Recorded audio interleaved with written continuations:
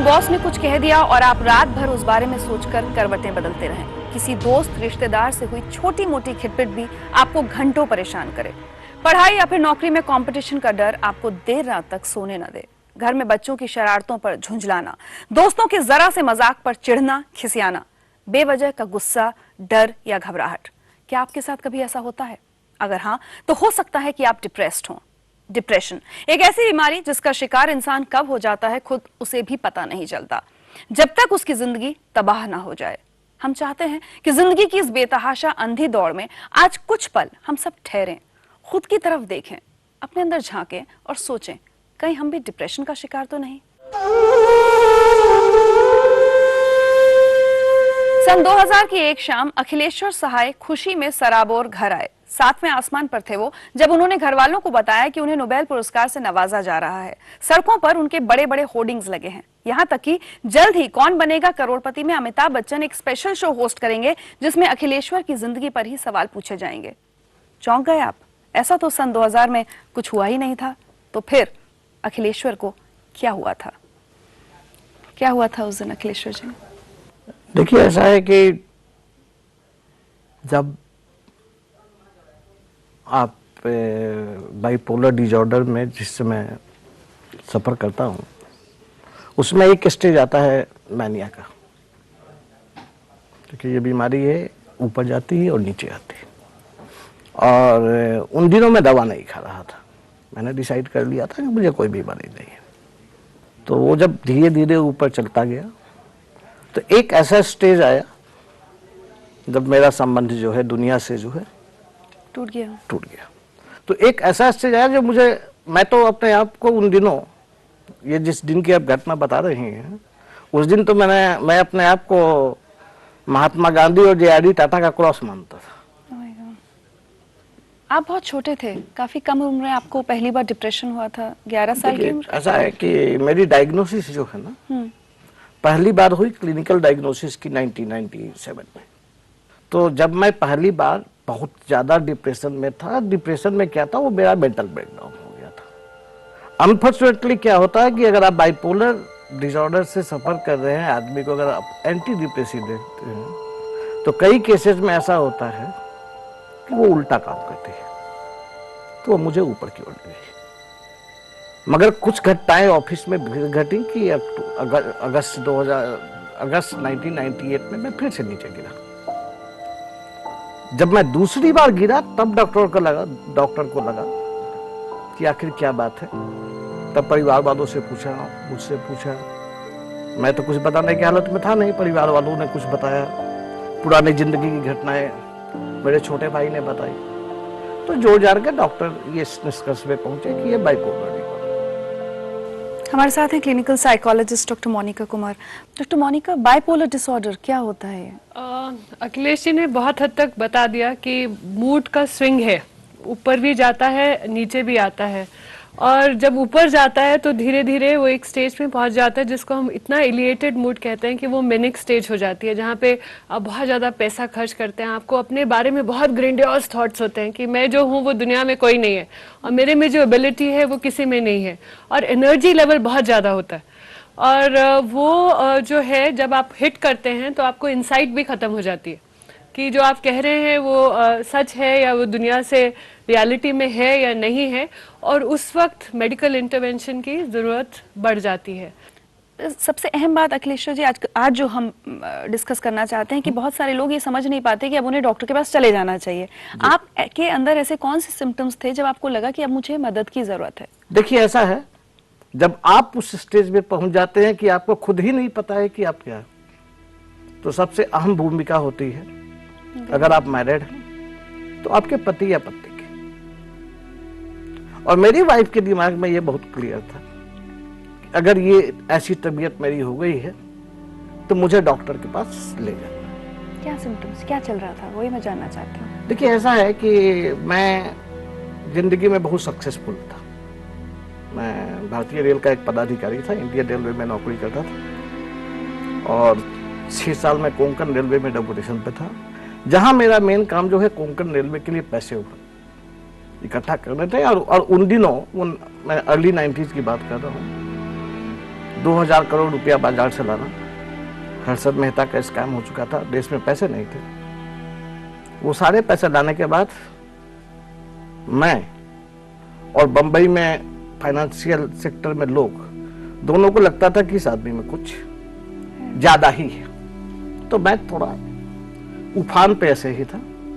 इसी बीच में मेरा कैरियर शिफ्ट हो गया प्राइवेट सेक्टर में। वहां धीरे धीरे क्या हुआ कि मुझे लगा कि मुझे नहीं आना चाहिए।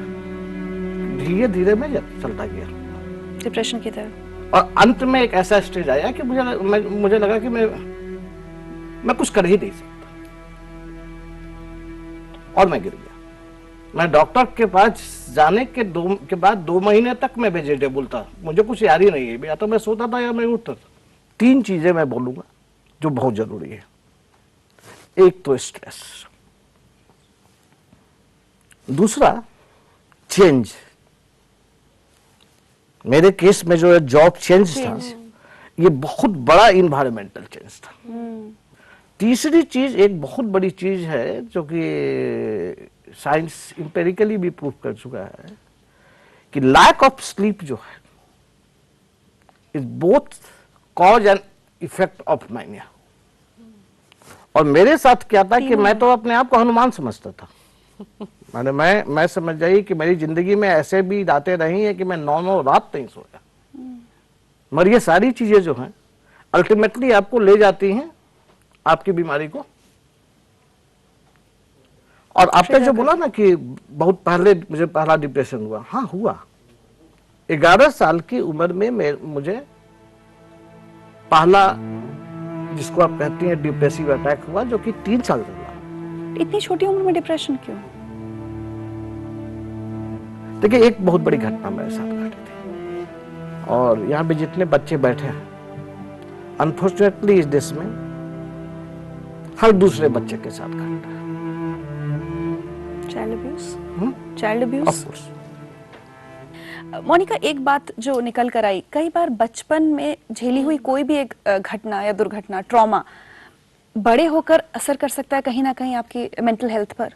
बहुत सारे इवेंट्स होते हैं लाइफ में रिचा, और बच्चे जो है व्यक्त नहीं कर पाते। मैं बोल सकती हूँ मेरा मन उदास है आज, बट एक बच्चा नहीं कहेगा, वो गुस्से में रहेगा, वो इरिटेटेड रहेगा, वो बात नहीं करेगा, वो अकेला रहना चाहेगा, उसको कोई चीज़ अच्छी नहीं लगेगी, वो पढ़ाई में अच्छा नहीं करेगा। तो आपको एज अ पेरेंट और एज अ गार्डियन और एज अ केयर टेकर बच्चों के साथ अच्छा पॉजिटिव टाइम बिताना, क्वालिटी टाइम बिताना, उनको समझना कि ये मेंटल हेल्थ का जो प्रोसेस है, अगर हम बचपन से उसको नर्चर करते रहें तो मेंटल इलनेस शायद हम बच्चों पर ध्यान दें ज्यादा।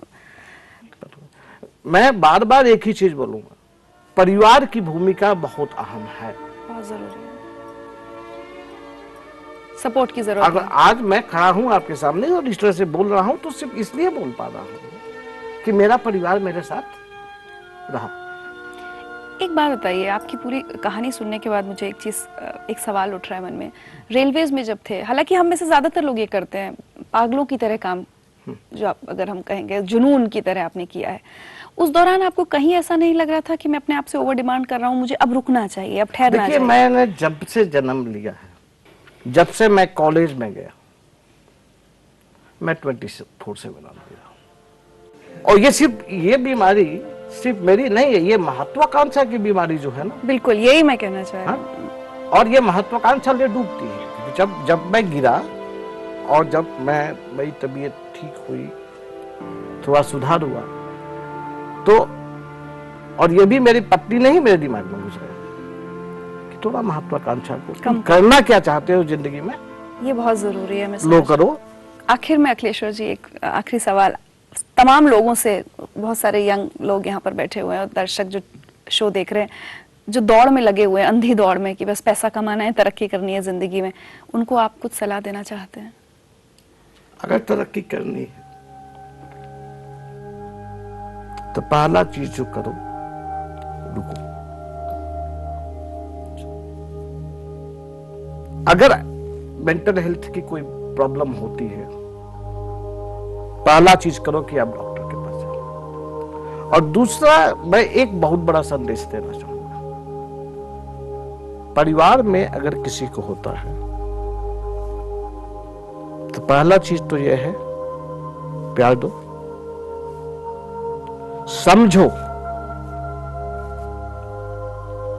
उसको इनकरेज करो, तभी उसमें वो कॉन्फिडेंस आएगा कि वो झेल सके, क्योंकि झेलना तो उसको। बिल्कुल, बहुत सही बात। आज मैं यहां सिर्फ इसलिए बैठा हूं क्योंकि जितने लोग खुल के सामने आएंगे, समस्या समझ में आएगी और तभी निदान होगा। सही बात है। अगर बेटी की शादी है और भाई पागल है, तो भाई को घर में ताला में बंद कर देने से सोल्यूशन नहीं है। से वो ठीक नहीं हो जाएगा, या इड़वाड़ी में जाके उसको जो है आप मैंने छोड़ के चले आने से, जहाँ रात में वो चेंज और जल जाए, मेंटल इलनेस के प्रॉब्लम का निदान नहीं होने। बहुत बढ़िया बात। अखिलेश्वर जी, आप आए और आपने अपने तजुर्बे के जरिए इतनी सारी बातें हम लोगों को बताई। उम्मीद है बहुत सारे लोगों को समझ में आएगा, बहुत सारे परिवारों को समझ में आएगा कि दरअसल क्या किया जाना चाहिए अगर घर में एक सदस्य परेशान है। क्योंकि आज अखिलेश्वर जी अपने क्षेत्र में एक जाना माना नाम है। इनकी इस कामयाबी के पीछे इनकी अपनी मेहनत तो है ही, साथ ही इनके आसपास के लोगों का इनकी बीमारी के प्रति सकारात्मक नजरिया भी है। अक्सर लोग डिप्रेशन का इलाज इसलिए नहीं कराते क्योंकि उन्हें लगता है कि लोग पागल कहेंगे।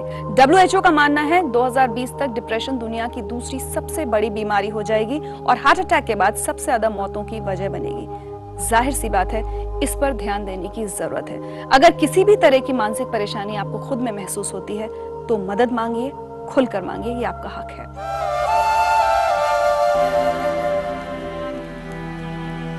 I was completely shaken at a point of time.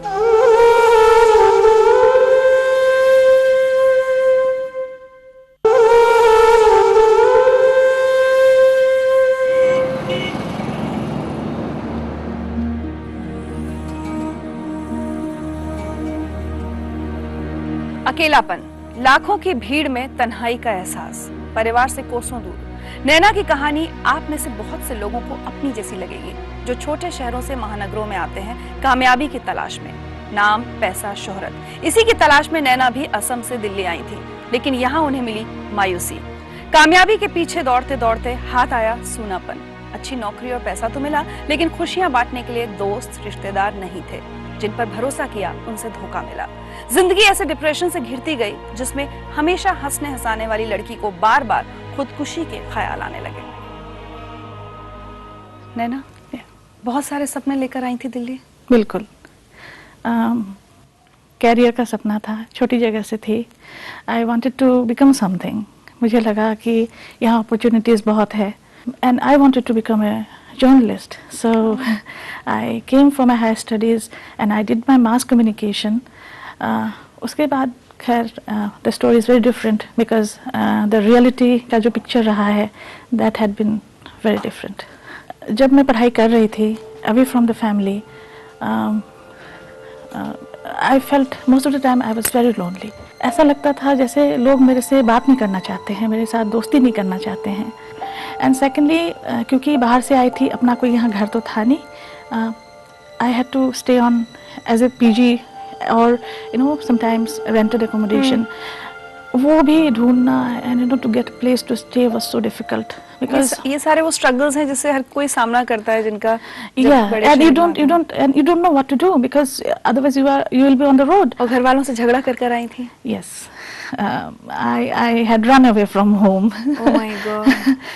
तो जाहिर सी बात है, जब इतनी सारी परेशानियों का सामना करना पड़ता होगा या दिल्ली में अकेलापन होता होगा, तो घर पर फोन करके बात भी नहीं कर सकते। बिल्कुल बिल्कुल, because any time I used to call my parents used to say why don't you come back. And फिर एक उनकी भी जिद हो गई कि आप अगर वहाँ रहना चाहती है तो फिर अपने पैरों में खड़े होइए। सो नौकरियाँ मैंने काफ़ी ढूंढी। Then I started working in some TV channel also, but the working hours, the kind of colleagues, the remarks, so sometimes it was too much for me. यहीं से डिप्रेशन की शुरुआत हुई? It seems because मैं ये specifically नहीं बता सकती कि मैंने कब रियलाइज़ किया कि डिप्रेशन मुझे है, but suddenly I realised one time. मैं लेटी हुई थी बेड में and I just saw the fan spinning slowly. So I just felt like I will let's see what happens if I hang myself. Oh my God. then I realized that after a certain time I realized that something is wrong with me. खुदकुशी के ख्याल आने Yeah. लगे। And मुझे अपने आप से डर लगने लगा. I was afraid of my loneliness and somehow I was very very irritable also. I mean everything used to irritate me. अगर किसी का फोन भी आ जाता था मेरे को इरिटेशन हो जाता था. डॉक्टर मोनिका, बहुत कॉमन सिम्टम ये होता है कि कई बार ऐसे बैठे ये ख्याल आता है कि अगर हम पंखे से लटक जाएं या अगर हम यहाँ से इस मंजिल से कूद जाएं तो क्या होगा, you know, that feeling of ending your life, first signs of depression. No कह नहीं सकते कि ये पहला साइन है, बिकॉज अगर आप देखें, अगर आप अपने आप को आयरन से कंपेयर करें तो depression is like a rust जो धीरे धीरे धीरे आपके ऊपर सेट इन करने लगता है। और कहाँ पे आप अपनी एबिलिटी, अपने आप को खुद को लव करने की खो देते हैं और दूसरों के साथ कनेक्ट करने की छोड़ देते हैं, आपको शायद एहसास नहीं होता, बिकॉज बहुत सारे पैरामीटर्स लाइफ में धीरे धीरे धीरे छूटते जाते हैं। एक अब्यूजिव रिलेशनशिप में भी थी आप, Yeah. वहाँ से भी आपकी तकलीफें बढ़ती गई, क्या हुआ? It was a relationship which was more for emotional support. But जैसे जैसे टाइम पास होने लगा, I found that you know मेरी अपनी स्ट्रगल तो थी ही कैरियर के लिए और everything, but then this guy was so positive. उसने जैसे ही मैं वापस आती थी तो he used to be just hanging around मेरे घर के सामने एंड ही यूज्ड टू से तुम तो इतने बजे तुम्हारी छुट्टी हो जाती है, so why are you late by half an hour. So then बहुत बारी ऐसा हुआ कि he was very abusive and उसने काफ़ी मारा?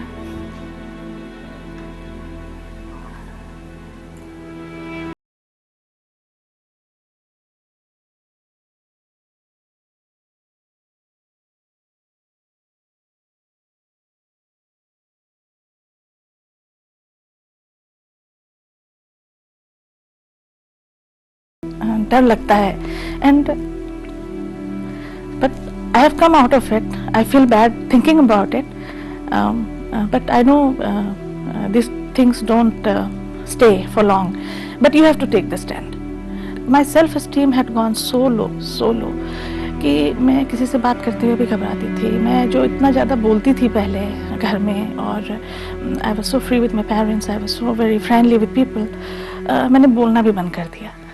हमको एहसास ही नहीं होता कि हम डिप्रेशन में हैं, चिड़चिड़ाहट होती रहती है, हमें से बहुत सारे लोग झुंझलाते हैं, गुस्सा होते हैं, चीखते चिल्लाते हैं, बट ये एक्सेप्ट नहीं करते कि हम डिप्रेस्ड हैं या हमें मदद की जरूरत है। व्हेन डिड यू रियलाइज कि आप डिप्रेस्ड हैं? ये मैंने रियलाइज़ किया आफ्टर मे बी 2-3 years।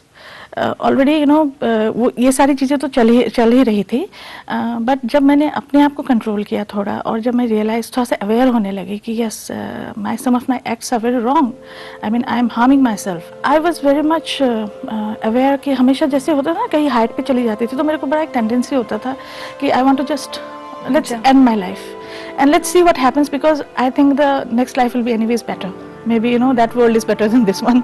सो हमेशा मेरे को ये फीलिंग रही है। And then I realized कि yes, I need help maybe, you know, because first of all I didn't have a single friend left. मेरे को ऐसा लगता था सब मुझे छोड़ के भाग गए हैं जो भी थे, क्योंकि मेरी एटीट्यूड ऐसी बन गई थी। I was so much aggressive, I was so much all the time चिड़चिड़ा, you know, कुछ वो कहते भी थे तो I used to just you know say कि okay just forget it, you know, I just don't want to talk to you. इतना गुस्सा किस बात पर आता था, किस लिए?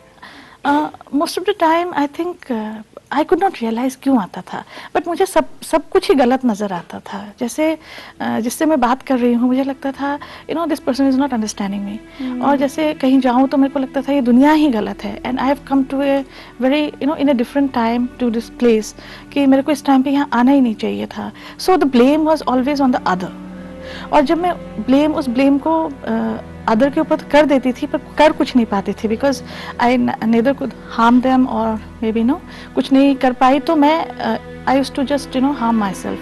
मेरे को बहुत बार याद है मैंने अपने हाथों से वॉल पे हिट किया है, जहाँ पे मेरे हाथों में भी चोट लग गई थी, और बहुत बारी तो मैंने अपने सिर फोड़ लिए हैं, you know. I just used to go really very blank, and at that point of time मेरे को अपने आप में बिल्कुल कंट्रोल नहीं होता था। आप लोग जो भी ये शो देख रहे हैं, अपने आसपास देखिए, अपने अंदर भी झांकिए, शायद आपको ये चीज अपने अंदर भी नजर आएगी। ऑफिस में हम देखते हैं, अड़ोस पड़ोस में रहने वाले लोगों में देखते हैं, शायद हम सबका पेशेंस या टॉलरेंस लेवल बहुत कम हो गई है, एक दूसरे पर चीखना, चिल्लाना, चिड़चिड़ाना। अगर ऐसे सिम्टम्स दिख रहे हैं तो शायद आज हमें समझने की जरूरत है कि हमें रुकना होगा और सोचना होगा कि क्या हमें किसी तरह के इलाज की जरूरत तो नहीं है, किसी मदद की जरूरत नहीं। अगर इलाज बेशक नहीं, लेकिन मदद की जरूरत तो नहीं है। नैना, आप अपने डिप्रेशन से बाहर कैसे निकली? मैंने मेडिटेशन का सहारा लिया। आई was introduced to Osho's meditation at one point of time. In a way, you know, गुस्सा तो आता था उस दौरान, लेकिन कभी भी बहुत जम के जो कहते हैं ना रोना, वो कभी भी इस तरह से निकाला ही नहीं। तो इस दौरान मैंने यहाँ आके सब कुछ निकाला, बिल्कुल अपने आप को अंदर से क्लीन किया। In a way, it was kind of rebirth for me. And I started feeling good. Then I started, you know, coming to my senses. I was aware of things. Slowly, I got into the process कि yes, life is so beautiful, and it's not what I used to think about it. आज आप अपनी जिंदगी से खुश हैं नैना? Really, I am. I think I am very happy with life, and I feel that yes, मैं इस दुनिया में आई हूँ। I am very grateful to God, and that कि मुझे इतने अच्छे लोग मिले, शायद मैं ही नहीं पहचान पाई उनको, और शायद मेरे में ही कुछ कमी थी।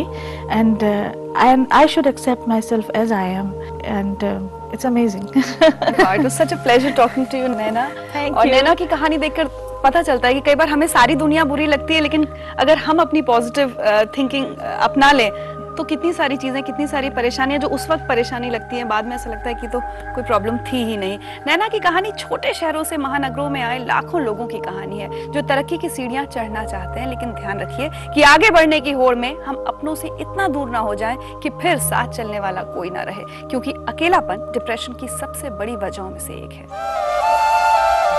सुबह उठे कंप्लीट एमनेसिया, बिल्कुल भूल गए, तो ये बात है। और ये तकरीबन 24-25 दिन लगातार ये रहा। किसी को बिल्कुल इस बात का एहसास नहीं हुआ, आभास नहीं हुआ कि मुझे साइकियाट्री प्रॉब्लम।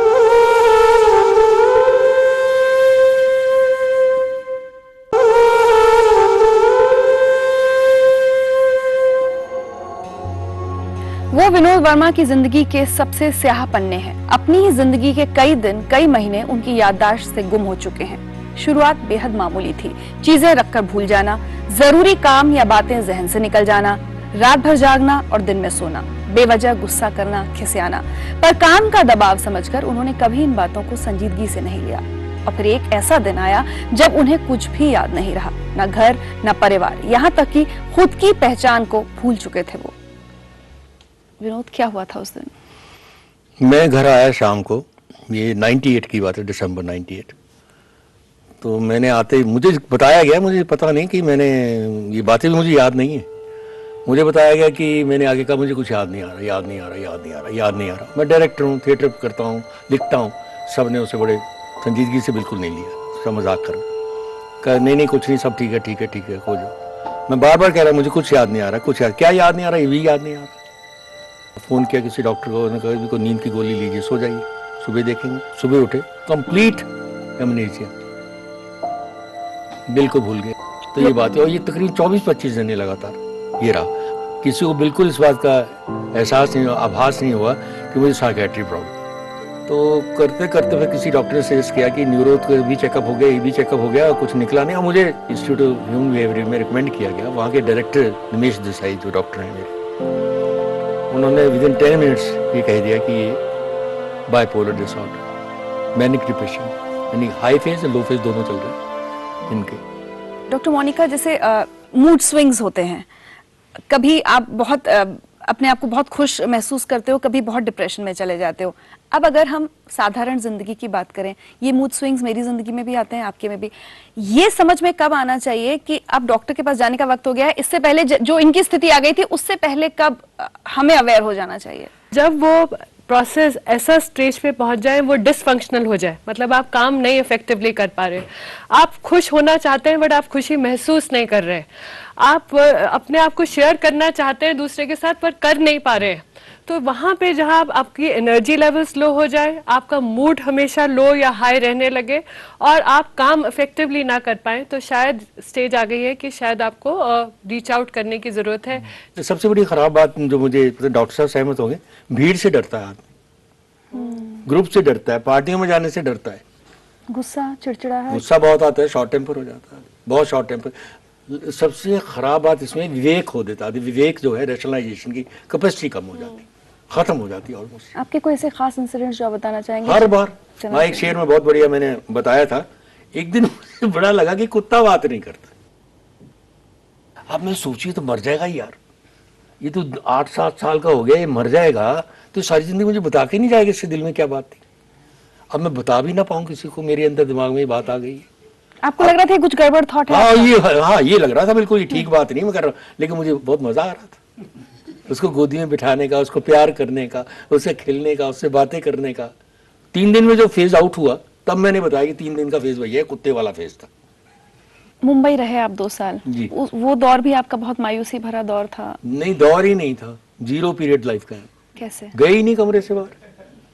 क्यों नहीं जाते थे? मेरी ये लाइनें याद नहीं होती थी। अब वो हंसते थे कि ये आदमी इतना बड़ा एक्टर, कहते हैं दिल्ली का इतना मशहूर एक्टर है और इतना बड़ा, मैं करके भी बॉम्बे में स्टेज पे परफॉर्म करके आया था 3-3 घंटे के ब्रेक, पर मुझे तब पता नहीं था ये क्या हो रहा है मेरे सामने। आपको क्या लगता है ये क्यों हुआ आपको, ये बाइपोलर डिसऑर्डर? शौक की वजह से, शौक लगा था मुझे, सच्ची बात को। किस बात? मुझे एक फैमिली का एक बच्चा था जिसको मैंने पाला 13-14, तो मुझे 13-14 साल पालने के बाद शादी वादी करवाने के बाद सडनली उसने बात करना बंद कर दिया, मेरी समझ के बाहर हो गए। मैं ज़्यादा नहीं, मैं बड़ी जल्दी भावुक हो जाता, मैंने उसे कुछ कहा नहीं, कुछ नहीं कहा, दिल भी लग गई बात, और दिल पे कितनी नहीं लगी, बस इसमें कन्वर्ट हो गई। बस मतलब कोई भी जिंदगी दिल में लगी थी, धक्का लगता, बिना सदमे के होता नहीं। या मुझे 3 बातें समझ में आई, डॉक्टर साहब उसको तस्दीक करेंगे शायद, जेनेटिक, केमिकल या शॉक, इन तीनों में से कोई चीज ट्रिगर कर जाती है। अब अपनी बीमारी के बारे में किसी से बात करने में कोई हिचक? नहीं, कभी भी नहीं थी, पहले भी नहीं थी, कुछ नहीं। मुझे उसने दिया लिया कुछ नहीं, मेरा क्या खास लिया। 3-4 साल ले गए तो बड़ी जिंदगी, पूरी जिंदगी निकाल देते, सारे साल गंवा देते, तो मेरे 3-4 साल लगे तो मेरे बहुत क्रिएटिव ईयर थे। कुछ कहना चाहते हूँ सभी लोगों से जो आप कह रहे हैं कि साल निकाल देते हैं, छुपा के रखते हैं घर में? देखिए, सबसे अच्छी बात यह है कि काउंट योर ब्लेसिंग्स, भी तो कुछ भी नहीं है, मर तो नहीं गए ना। अपने आप को सोचिए, अंदर झांक के देखिए, बहुत बड़ी बात है, लेकिन बहुत बड़ी बात नहीं है, सोच में है, ये सारा खेल सोच का है। वाकई विनोद वर्मा जिंदा दिली की मिसाल है। खुलकर अपनी बीमारी के बारे में बात करने के लिए हिम्मत चाहिए, जबकि ज्यादातर लोग ऐसी बातों को छुपाते हैं। आंकड़ों की माने तो डिप्रेशन का शिकार सिर्फ 1/3 लोग ही इलाज कराते हैं। अगर आप या आपके आसपास कोई भी डिप्रेशन का शिकार है तो मदद मांगिए। मदद मांगने से मत हिचकिचाइए, बिना इलाज के डिप्रेशन से बाहर आना मुश्किल है। बचपन से बस यही डर मुझे सताता था, एकदम से मुझे लगता था कि पता नहीं मैं खुद जाने वाली हूँ, मेरा यही होने वाला, मेरे साथ भी यही हो रहा है कि मैं मरूंगी बस।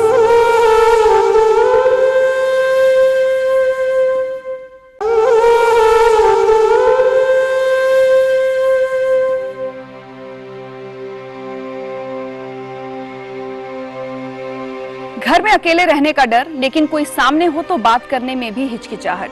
दरवाजे की बेल बजते ही दिल की धड़कनें बढ़ने लग जाएं। किसी बाहर के इंसान से बात करते हुए होंठ थरथराने लगे, हाथ कांपने लगे। ये सुनीता की रोजमर्रा की जिंदगी का सच बन चुका था। कभी अचानक हालत ऐसे बिगड़ने लगती कि खुद का होश तक नहीं रहता, और एक वक्त ऐसा आया जब डर और घबराहट इतनी हावी हो गई कि ना नन्हे से बेटे का ध्यान रहा, ना घर गृहस्थी का। हालत इतनी बिगड़ गई कि इलेक्ट्रिक शॉक्स देने तक की नौबत आ गई। बीमारी का नाम था डिप्रेशन, और वजह वही बरसों से दिल में बैठा डर। किस चीज से डर लगता था सुनीता? मुझे हमेशा ये डर लगता था, एक तो मुझे हमेशा मरने से डर लगता था। मैं किसी के मरने के बारे में सोच लेती थी, सुन लेती थी, तो दिन भर मेरे को एक एंजाइटी रहती थी। बस शाम होते होते मेरे को बहुत ज़्यादा घबराहट होने लगती थी। बचपन से बस यही डर मुझे सताता था, एकदम से मुझे लगता था कि पता नहीं मैं खुद जाने वाली हूँ, मेरा यही होने वाला, मेरे साथ भी यही हो रहा है कि मैं मरूंगी बस। यही मुझे डिप्रेशन होते होते एकदम इतना ज़्यादा हो गया कि मुझे फिट पड़ने लग गए एकदम से। ना मैं अपनी फैमिली पे ध्यान दे पा रही थी, ना बच्चे पे ध्यान दे पा रही थी, और एक स्थिति अंत में ये आ गई कि मैं अपने सिग्नेचर करना तक भूल गई थी। कभी बचपन में किसी को बताने की कोशिश की कि मुझे डर लग रहा है? हाँ, मम्मी को बताया था मैंने, अपनी मम्मी पापा को बताती थी, उनको भी पता था कि ये है ऐसा, लेकिन कभी ऐसा नहीं लगा उनको कि किसी सेक्रेटरिस्ट के पास जाने की जरूरत पड़ी। धीरे धीरे धीरे और इस तरह की बहुत ज़्यादा मुझे किसी से बात करने में मुझे बहुत घबराहट होती थी उसकी वजह से कि मैं किसी से बात नहीं कर पा रही हूँ। मेरे होंठ एकदम कांपने लग जाते थे या फिर मेरा आंसू निकलने आ जाते थे, मुझे एकदम रोना आ जाता था बात करते करते। और ये डर बड़े होने तक काफी रहा? बड़े होने तक रहा। बड़े होने के समय जब मेरी मैरिज हो गई उसके बाद मैं थोड़ा सा ठीक रही, हस्बैंड के साथ सब घूमना फिरना वो सब चलता रहा, वो लाइफ चली। उसके बाद एकदम अचानक मेरे हस्बैंड के एक फ्रेंड थे, उनकी वाइफ को एकदम से डायग्नोस हुआ कैंसर, ब्रेस्ट कैंसर। तो जब मैं हिम्मत करके उसके घर गई तो बहुत ज़्यादा मेरी शिवरिंग मुझे होने लगी और एकदम से डर तो बहुत था ही, लेकिन फिर भी मैंने अपने आप को संभाला कि नहीं, मुझे इस टाइम मुझे करना है, उसका करने वाला कोई नहीं है तो मुझे तो इसके पास जाना ही है। तो मैं गई, मैंने सारा उसका सब कुछ किया, उसकी बॉडी को सब सजाना था, सब कुछ किया। और उसके बाद फिर जब वो उसकी बॉडी को लेके गए तब थोड़ा ठीक रहा। उसके बाद 3-4 दिन बाद मुझे अपने आप ही शाम होते होते मेरी रोज़ तबीयत ख़राब होने लगी, घबराहट होती थी बहुत ज़्यादा और इतनी ज़्यादा शिवरिंग होती थी कि कोई 2 जने भी पकड़ते थे तो मैं कंट्रोल में नहीं हो पाती थी। तो समझ में नहीं आता था। हस्बैंड मेरे को हॉस्पिटल लेके गए, डॉक्टरों को भी नहीं समझ आया कि क्या है, क्या ये चीज़ क्या है। किसी ने कहा हार्ट की प्रॉब्लम है, किसी ने कहा कि एसिडिटी है। तो सब डॉक्टरों का स्पेशलिस्ट के पास सारा ट्रीटमेंट चलता रहा, एंजियोग्राफी तक हो गई, यहाँ तक सब कुछ करा लिया, निकला कुछ नहीं, लेकिन मेडिसिन सब मेरी चलती रही वही।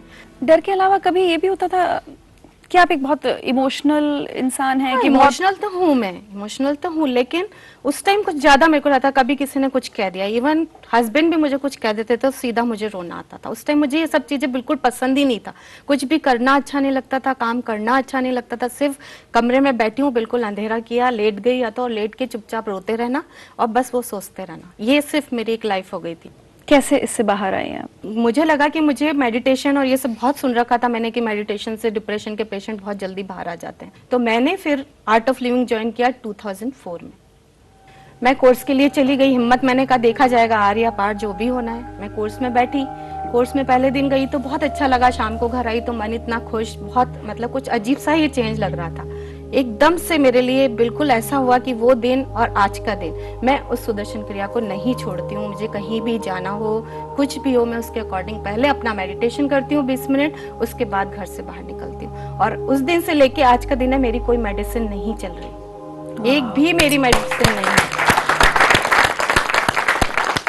होलिस्टिक हीलिंग एक्चुअली जो मेडिकल मॉडल है ना हमारा, उसमें हम इलनेस को इतना बढ़ावा देते हैं और कहीं पे वो व्यक्ति को हम भूल जाते हैं।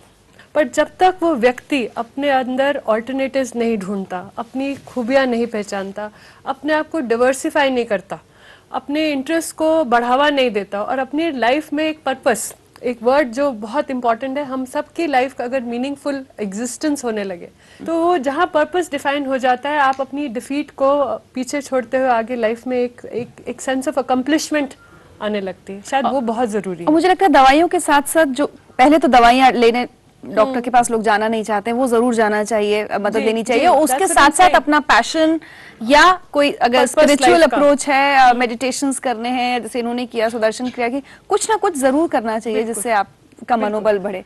आज आप खुश हैं अपनी जिंदगी से? बहुत ज्यादा, कोई किसी बात का डर नहीं है? किसी बात का डर नहीं है। फ्यूचर एंड पास्ट में मैं बिल्कुल नहीं जाती हूँ, लिव इन प्रेजेंट मोमेंट। वाह,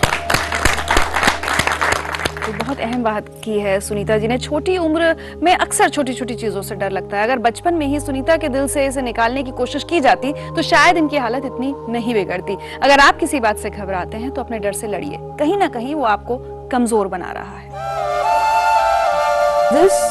This is you're living life in hell, not even knowing that.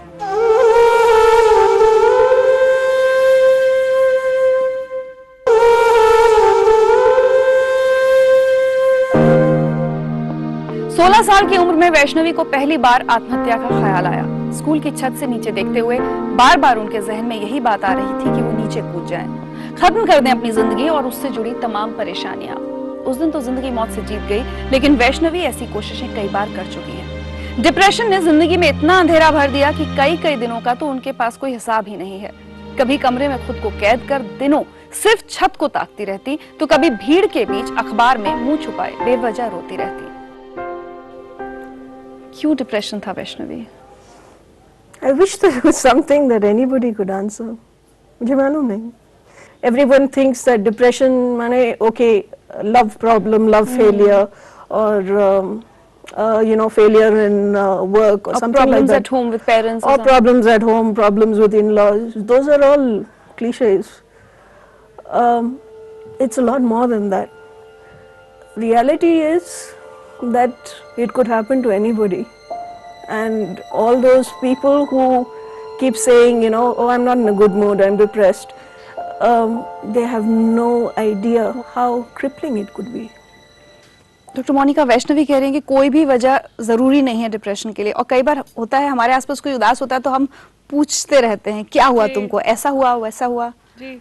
लेकिन अगर हम कह रहे हैं कि इसकी कोई वजह नहीं है तो फिर क्यों होता है डिप्रेशन? आपके इतने मल्टीपल प्रोसेसेस जिंदगी में चलते रहते हैं कि आप किसी एक पे फिंगर नहीं रख सकते, पर वो क्या है कैसे हैं वो खुद को भी समझना और दूसरे को कहना, और that's why depression is like this कि slowly slowly slowly it starts eating you. आप 16 साल की थी जब ये पहली बार ख्याल आया, या आपको शायद ध्यान है कि उस बार आया हाँ। होगा, घर में किसी से बात करने की कोशिश की? नहीं, क्यों? क्योंकि I'm not like that as a person. I'm a private person. The only reason why I'm here today is because this needs to be done. You broke down recently? Yeah, a few years back. And what was the breakdown like? Well, to large part I just don't remember. But I do remember feeling so completely powerless. This is a different ball game altogether. This is the absence of hope. This is despair without reason, without future. This is like almost being paralyzed. दवाइयाँ दी गई आपको? Tried everything, and ego is such a difficult thing for most of us because we think that why all this dependence, people will call me mad, I don't want to see a psychiatrist. And the saddest part of it was I was in the mental health field. I was reaching out to people with very, very severe mental illnesses through the Banyan. And when it came to recognizing that I had depression and I had very, very classic signs of it, I refused to accept it. कोई alternate healing methods आपने try नहीं किए, meditations or something? Yeah. किया? You see, that depends person to person. All we really need to do is acknowledge and accept. That's the point. Because this is not something that you have to feel ashamed about. Sometimes I think that there's nothing worse than having depression, not accepting Not it or not accepting. realizing it, and then at least suicide in some ways you could look as a way out. Whereas this is you're living life in hell, not even knowing that. बिल्कुल. Vaishnavi, thank you so much for coming here, being with us and sharing your life story with us. Yeah. I'm sure it'll help others a great Well, deal. yeah, that's why I'm here. जिंदगी live में आज हमने एक ऐसी परेशानी पर बात की जिससे हम सबका सामना कभी ना कभी किसी ना किसी रूप में होता जरूर है, बस हम उस पर ध्यान देना नहीं चाहते. हर मानसिक परेशानी को हम पागलपन समझ लेते हैं और हम में से कोई भी पागल कहलाना नहीं चाहता. लेकिन आज हम सबको ये समझना होगा कि डिप्रेशन, तनाव या कोई भी और मानसिक परेशानी किसी भी और बीमारी की तरह ही है जो ठीक हो सकती है अगर इसका समय रहते इलाज कर लिया जाए, और इलाज के बिना ये जानलेवा भी साबित हो सकती है. अगर आपको अपनी जिंदगी से प्यार है तो अपनी परेशानियों से दूर भागना बंद कीजिए. ठहरिए कुछ देर, देखिए खुद को, सोचिए अपने बारे में, और अगर खुद में डिप्रेशन का एक भी लक्षण नजर आए तो बेझिझक जाइए डॉक्टर के पास. मत कीजिए परवाह कि दुनिया आपको क्या कहेगी. ये जिंदगी आपकी है और आपको हक है एक स्वस्थ, बेफिक्र और तनाव मुक्त जिंदगी जीने का.